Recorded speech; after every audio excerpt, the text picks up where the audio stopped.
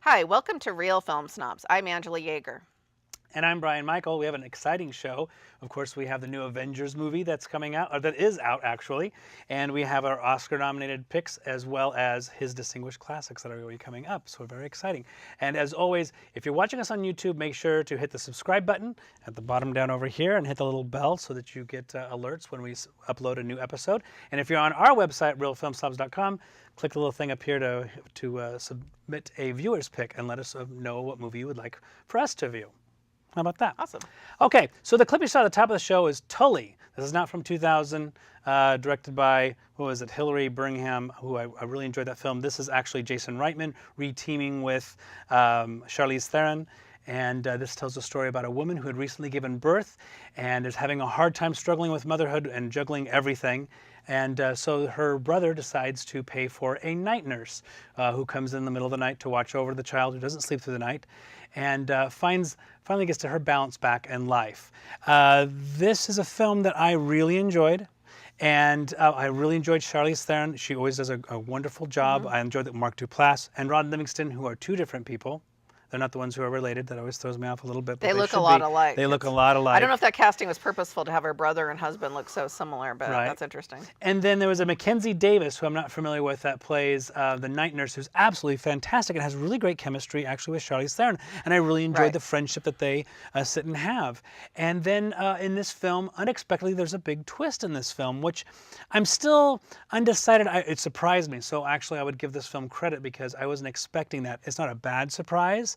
It's very surprising, yeah. But I really enjoyed where the film was going because, just showing her, balancing life and with motherhood and everything that's going on, and then just this nice new friendship and them just kind of bouncing off one another. I really would have just been happy with them just having a relationship and things going along. It's not like The Hands That Rocks the Cradle or anything crappy like that. It's not that kind of twist, but it was a little surprising, and I'm curious to what you thought of it. I enjoyed it. It is a little darker than I expected, which I don't think is necessarily bad, because from the previews from the trailer in particular, I thought this was going to be very kind of like twee and, like Diablo Cody. Juno. Yeah, like Juno, or even young adult maybe-ish, but more like Juno. I guess I thought it was going to be like, oh, Juno's grown up, or I don't know. So, yeah, because Diablo Cody and Jason Reitman did Juno and young adult with Charlize Theron also, and then this one. And so I wasn't expecting it to have some of the darker edges that it does have, although, like you said, it doesn't go Hand That Rocks the Cradle dark. I did like the focus on the relationship between the two women. So some of the places it goes were a little, I don't want to say exactly disappointing, but like you said, it wasn't what I expected, and I'm not sure if it was very satisfying ultimately. And I kind of wish that they had spent a little bit more time exploring her life, because we see, we don't really get a sense of her relationship with her husband and her kids, besides the fact that, he just lays in blood and plays video games. He's not a bad guy, but he's not being super helpful either. He's a little clueless. I mean, in a way, maybe, does reflect a certain type of husband. He does a lot of things that she talks about. We just don't see it. Yeah. Yeah.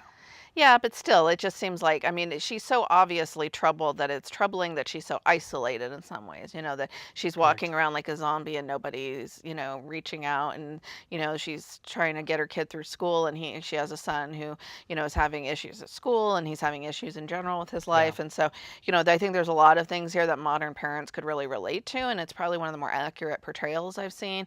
I just feel like some of the paths that it took were, I really liked I guess because I got so comfortable with the focus on the female friendship, I was disappointed when it kind of went in some different directions from that. But I can definitely recommend it, and I was not familiar with Mackenzie Davis either, who plays Tully, and thought she was quite good. And it really is, the film really does hinges on their friendship if that doesn't work, because they're in every scene, and other than that, and then Charlize Theron is just fantastic, and she really does look very tired.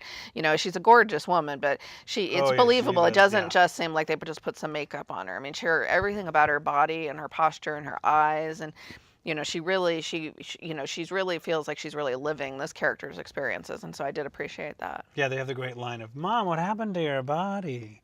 Yeah. when she takes off her shirt because she had spilled something on it. I will say about the dialogue with Diablo Cody is that, certainly Juno was a very heightened dialogue. It was very much a movie. This was the 30-year-old writing dialogue for teenagers. Right. She's This matured. one, this one felt very realistic. Aside from a couple of things I thought were really cute, but I really enjoyed the dialogue, and it felt very down to earth. And even though maybe the husband gets a little bit of the short end of the stick, but I thought it was very realistic in their portrayal. I really enjoyed, here's a woman that's in her 40s, and here's a young girl who's coming into their 20s, and she of course has one perspective on life and gives her life advice, and vice versa. And I really enjoyed that. I don't think you see enough of that of them. When you're in your 20s, it's great. What did she say? In your 30s, the garbage truck comes around and at 5 a.m. and just dumps on you. And Right. I think that's a great line there. But the twist, I could recommend the movie. I would definitely certainly give it 3 stars.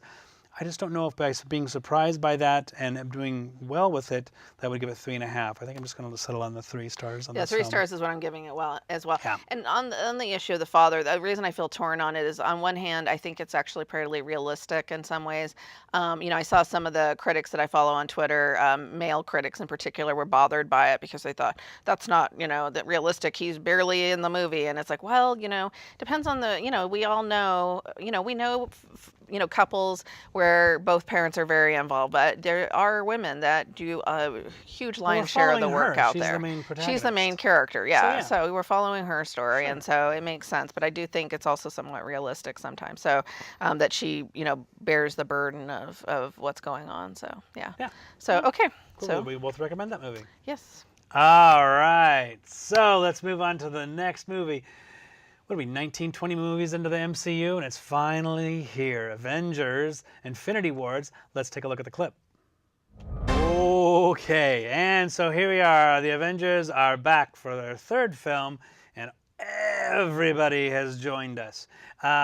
If you've been on another planet, perhaps, and you're not aware of this, Thanos, who's been a main antagonist throughout many of the films or touched upon in secret scenes, has come to Earth looking for the Infinity Stones to put onto the gauntlet and to wipe out half of the universe's population. In his way are the Avengers. Now, when it came time for this movie, which is, you may have heard something about it coming out for some time, and I've been patiently waiting and marking the X's on my calendar. Angela had no interest, zero, nada, zip, put her foot down and said, no, we're not reviewing this movie. I'm not reviewing this movie. I decided I'm reviewing this movie, and Angela's going to spend the entire review on her phone. You texting mom and dad, or are you going to be tweeting? Live tweeting from the studio. Checking out what people are saying about the Cannes Film Festival right now, where they're watching actual quality films, not Avengers films. So, but go ahead. All right. Let's see if they break $1 billion in 11 days. Probably not. Okay. So the first thing that everyone always talks about certainly with the film of the scope is, first of all, it's just a lot of action. It's an action movie, people. Yes, there's no character development. You've had 19, 18 movies beforehand that are bleeding into this. We've already developed the characters. Each one of them had their individual ones. The villains are lame in superhero movies. I will agree for the most part, but this time it is not true. They actually did a really fantastic job. They got Josh Brolin, a pretty darn good actor, to play Thanos, and they actually spend the time in the movie developing his story, and we're seeing his backstory and what he's trying to do and why he's trying to do it, which is actually pretty impressive. And at times you actually have sympathy for him, and a sympathetic villain, of course, is always the sign of a good villain, unless you're a James Bond movie, which, by the way, there's been like 30 some odd of those, and people have a problem with those coming back over and over and over. Now, people, again, will complain about having so many characters. Well, as they have the battles, they do have 3 main stories where they've wisely divided everybody up and have followed them throughout the film. And so I really enjoyed, they put Thor with the Guardians of the Galaxy. You remember them? You can name all of those. Try to forget them too. Yep. Yeah, they've got those guys. And then, of course, they have some people on Titan, along with Iron Man and Spider-Man and Doctor Strange and Star-Lord, which is a lot of fun there. And then we have a third story, which I'm trying to remember which one that was. But they do a really nice job of balancing everything. And actually, Thanos, again, being a really great villain, you actually do have a bit of fear for him when he starts fighting somebody. You know it isn't going to be good. Now about the ending, I'm not going to give anything away, no spoilers here, but everyone's heard about the ending. It is a mega downer and pretty darn impressive. And whether or not this is something that's going to be permanent, it's a comic book film. People, comic books change and rotate and do all kinds of different things with their timeline. So maybe it is permanent, maybe it isn't permanent. It'll be interesting to see which ones are. But for such a huge, major undertaking, this is a very impressive film. 2.5 hours long. It felt like an hour and a half. Never mind. The irony of the finger snap. But it felt like about an hour and a half, and I thoroughly enjoyed myself. And I kept thinking, gosh, if Angela could only keep track and understand who each of these characters are, because I know people have a complaint about the movie is there's so many people in there, because everyone can remember all the people that were in Ocean's 11 and Magnificent 7. All those characters were so well developed. This one has about 62 superheroes, and they do a heck of a job balancing. I believe that's about how many there are. That's what Too many. It is pretty impressive. Well, it's the event. They're fighting Thanos. They have to have everybody, all hands on deck. Oh, God. And hey, speaking of Marvel, Michael B. Jordan, who was in Black Panther, an actually good Marvel movie, is at the Fahrenheit 451. That's at the Cannes Film Festival. Yeah. Anyway, it's an HBO movie. It's not going to go to the theaters. Oh, how can it be HBO if it's showing at Cannes? I don't know. It was HBO. I think it's going to be showing on HBO, sure? isn't it? Michael Shannon's in it, too. I like him. Isn't he in a superhero movie? I don't know. I think so. You would know better than me. Yeah. So I can highly recommend the film. I'll give it 3.5 stars. 3.5? 3.5 for what they were able to accomplish with so many people. And some of the behind-the-scenes stories about the budget is pretty impressive. And having to fly Robert Downey Jr.'s home furniture out to where they were filming so he would feel comfortable. I think it's a pretty boss move, actually. I was pretty impressed with that. But eventually, someday, Angela will sit and watch this movie, and you're gonna kick me or yourself because you missed out on a lot of fun, a big action movie. Not like Rampage, where it was big and dumb. This one was actually pretty smart and had a lot of heart to it. And I'm looking forward to the pseudo sequel, or at least the next installment that's going to be out in theaters 365 days from now. Are you done? Sure, I think I got some good tweeting done. Oh, good. Okay, so 3.5 stars for you. 3.5 stars, okay. yeah. For what it is, for an action film, is very impressive. For what it is, yeah. Yeah. So I liked Black Panther. I'll just put that out there. So I'm not totally against all superhero movies. You give it 3 stars. Black Panther? Yeah. No, I didn't. You we didn't review it on the show. Yeah, but you told me it was a 3-star movie. No, I told you it was 3.5. 3.5? Yeah. Well, then how many? We got to add them up and see That's how many. the of only these one you I actually think give. I've ever given 3.5 But to. no. Oh yeah, Spider-Man. Spider-Man. Yeah, is the other one. Okay. Did you also like Guardians? No, I gave it 2.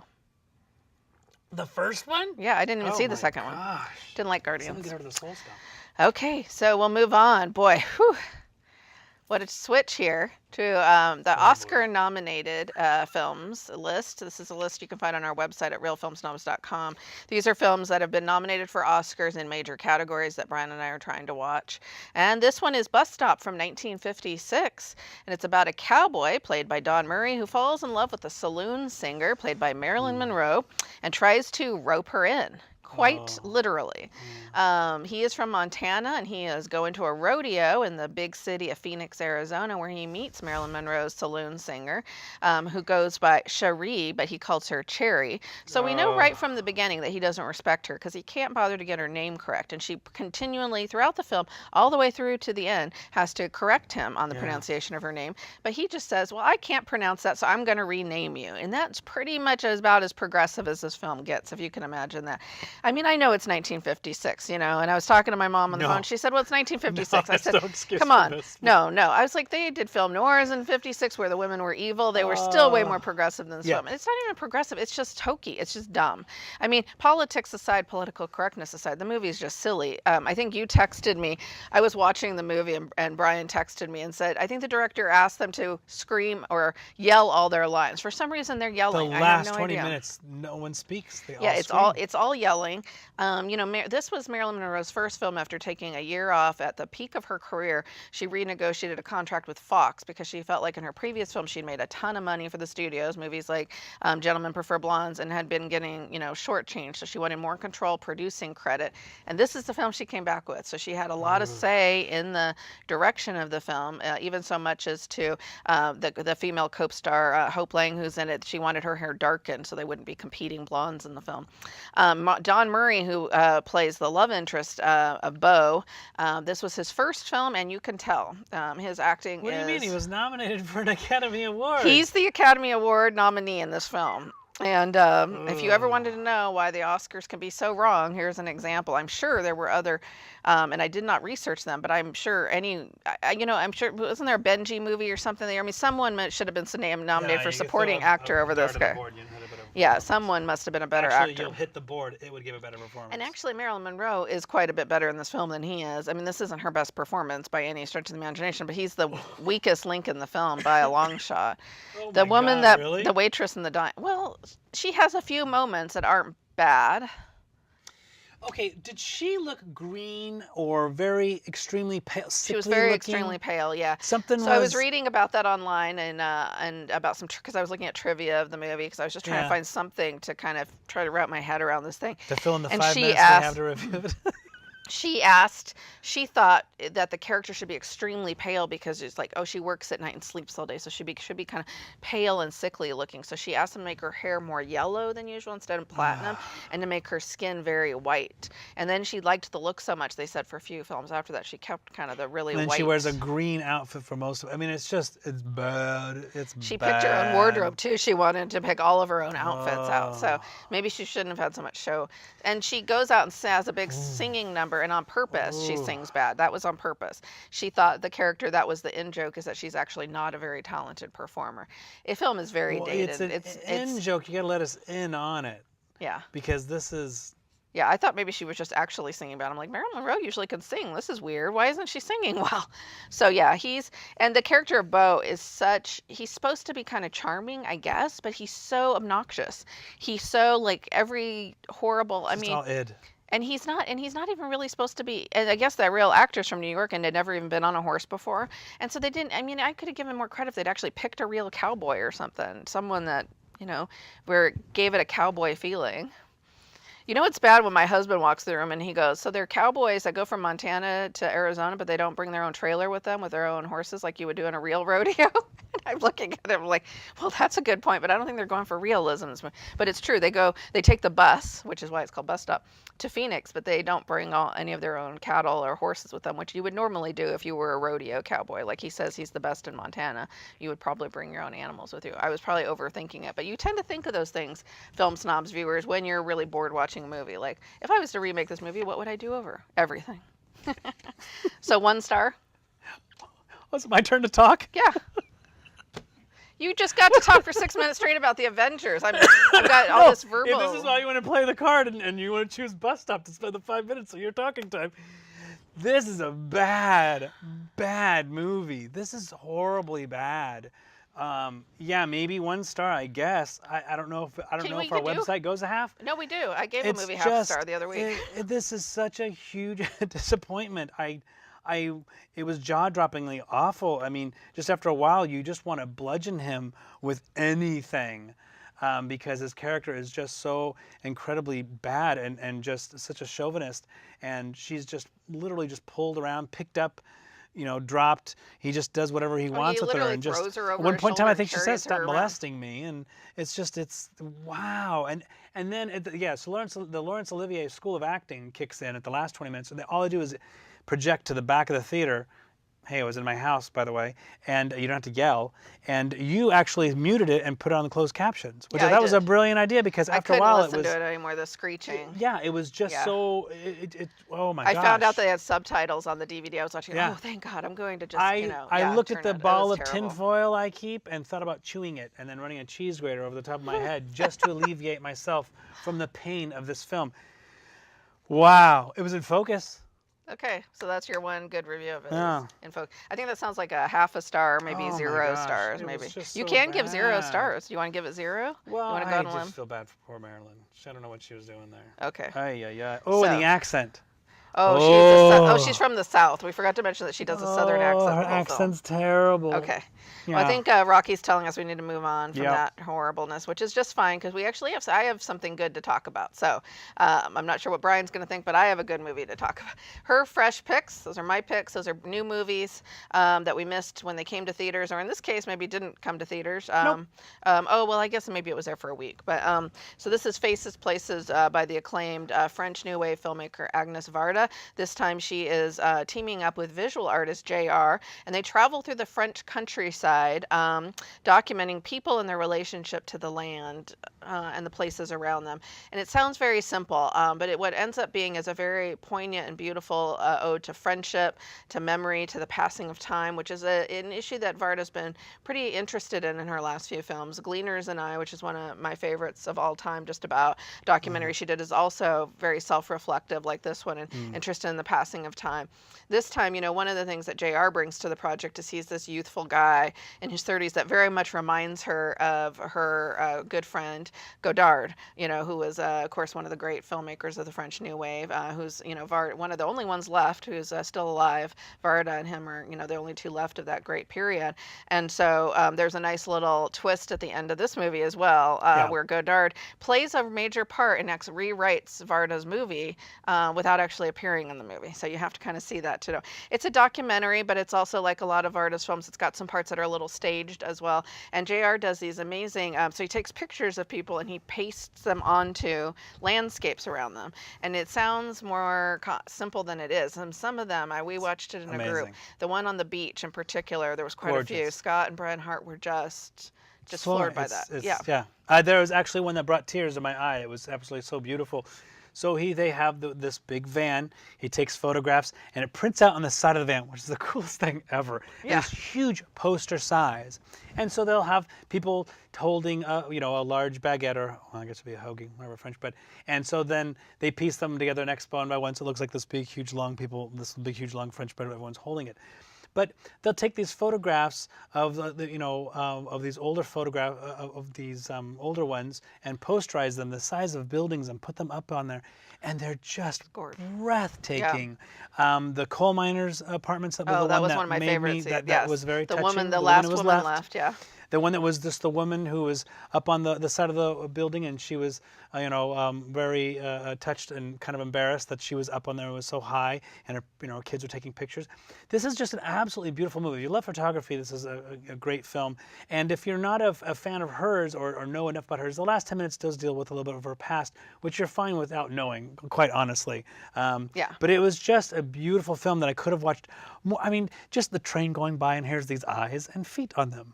Yes. I mean, it was just the photography. I know, and it's a little bit of a tribute to her too, which I like, because he's this younger guy who admires her, and it's her eyes and feet. The big stations, big stations that he sets out. And the goats, I loved that scene too. So there's just all these little wonderful little moments, and she goes off on little tangents too. I was like with the goat with the horns. I talked a little bit about that. Yeah, she always does the little things like this. Yeah, she does that. She lets it. She kind of lets it go where it will. It's very improvisational in the best way possible. Yep. So I love her films. I'm a huge fan of her work. And if you haven't seen Agnes Varda's films, I do recommend them.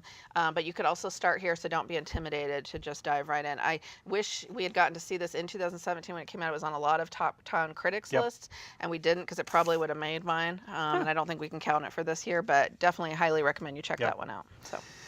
Okay, so we'll move on to his distinguished classics. This is the movie called A Parade, directed by Jacques Tati, who's one of my favorite filmmakers. He's made 8 films, and if you haven't seen Traffic or Mon Oncle or Playtime or M. Hulot's Holiday, see those before you see this one. This is a movie. This is his last film. Technically, it was for a made-for-TV movie that was on French television. It's in video cassette. It's on videotape, which is just wonderful to watch on Blu-ray. And it's just the kind of the behind the scenes and in front of the scenes of a French circus. Not like Cirque du Soleil, but more like traditional circus, but kind of hokey. And it's just like a French circus, but without any animals. Without any fun. Except for him playing tennis. His moments of playing tennis are beautiful, but other than that, it just is. If you're a completionist, I needed to see this film. I eventually had to see it, so I drug her with me, many films, and we watched it. Yeah, only 8, and I was able to stay awake. Yeah, but most of it. I mean, it's kind of long. I mean, I guess it was actually an hour and a half. It felt, you were saying the Avengers was 2.5 and it felt like an hour and a half. This was an hour and a half. It felt like 2.5. So I only think I dozed off for like 10, 15 minutes. I would say though, it felt like maybe it was fun to watch in the audience, like a lot of live experiences. And I've had this with a lot of things we've reviewed on the show that are like, Yes. whether the theatrical plays that have been filmed Yeah. or whatever. But something like this, I felt like it could have been easily edited down into like a 30-minute highlights reel, and I would have been fine with that. It didn't need Yes. to be a whole hour and a No. half. That's how much it actually Made it. was, probably, and we didn't need to see the Yeah. whole thing because there's a lot of like, oh, we're gonna juggle, and now we're gonna go back and paint But something, you and know, we're gonna it's watch so these people weird do to this. see that. I mean, this movie was probably made for like $50, and where you see something like Playtime or Yeah. even Mon Uncle, and these this huge elaborate sets, cities this man made. So this is just kind of like, oh, Yeah, it just came like it's such. It is it's literally like an at the end of his afterthought. career, he's showing his influence because he was obviously influenced by the circus and by these things, but it's Sure. just, yeah, I don't know. Okay. Yeah. So, So one what's, star. yeah, probably. Okay. It breaks my heart to be able to say that, but yeah. So we were both able to recommend Tully. I was able to highly recommend Avengers, Infinity Wars. Eventually, Angela will see it someday in the afterlife. We cannot recommend. Please don't see Bus Stop. Just unless you're a Marilyn Monroe completionist, boy, save it for like last. And then we highly recommend Faces and Places. And then we couldn't recommend Parade unless you really need to see it. Okay, so you can subscribe to us on YouTube. Click that button. You can like us on Facebook. You can follow us on Twitter. You can listen to us on KMUZ. Hello out to Corvallis, Salem, as well as Silverton. And I want to thank our fantastic and hardworking crew, my wonderful co-host. And I want to thank you for watching. So have a great day and great movies.